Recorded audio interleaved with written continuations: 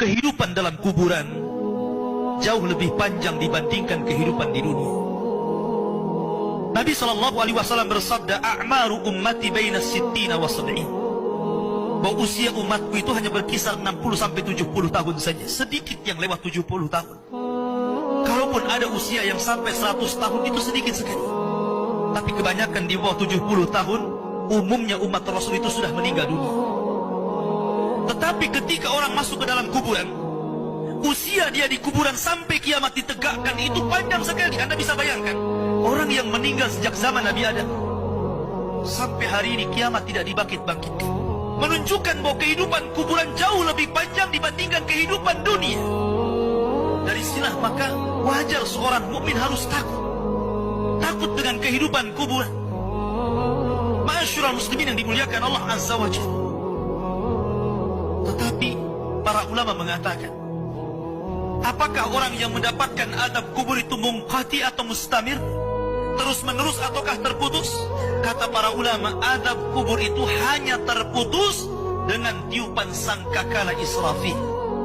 Ketika itulah Nabi SAW menceritakan bahwa Allah Subhanahu wa Ta'ala memerintahkan kepada Israfil untuk meniup sangkakala yang pertama. Disinilah adab kubur terputus. Karena ketika itu seluruh orang mati, baik orang yang ada di atas bumi atau yang ada di bawah bumi, baik kalangan jin, baik malaikat, kecuali makhluk-makhluk yang Allah kehendaki saja, semua hancur.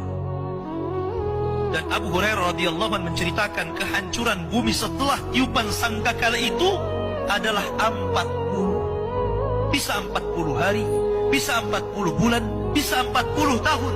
Yang jelas Allah hancurkan bumi ini. Allah luapkan lautan ke daratan.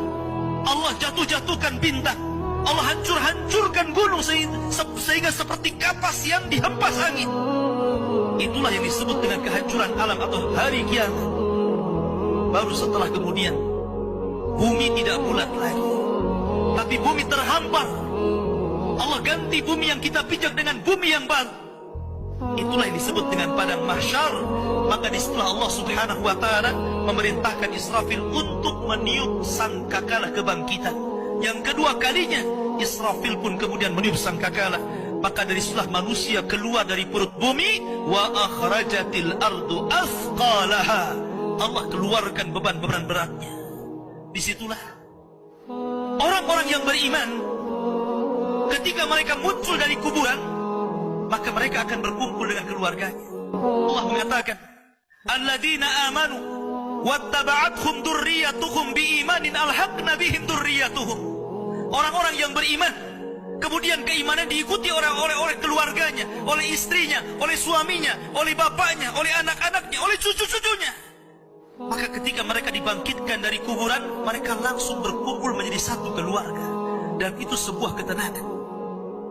Tapi orang-orang di luar daripada beriman, mereka keluar dari perut bumi seperti dua binatang. Pertama Allah contohkan dengan laron yang berterbangan.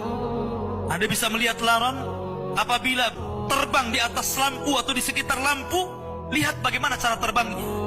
Mereka akan saling tubruk dengan kawan-kawannya. Karena pada hari itu anak lari dari orang tuanya, suami lari dari istrinya, orang tua lari dari anaknya. Terkadang mereka bertubruk satu dengan yang lainnya. Yang kedua seperti belalang kal jaradil muntashir. Pertama seperti laron dulu, lari sana lari sini, yang dari barat ke timur, yang dari timur ke barat, yang dari selatan ke utara, yang dari utara ke selatan. Mereka kacau sehingga mereka mengatakan, ya wailana man ba'athana min marqadina. Celaka, siapa yang membangunkan aku dari tidurku?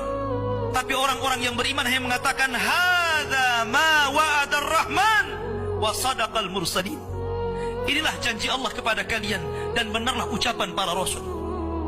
Baru setelah itu dari padang mahsyar berteriak seorang yang Allah suruh untuk berteriak. Mulailah kemudian mereka teratur.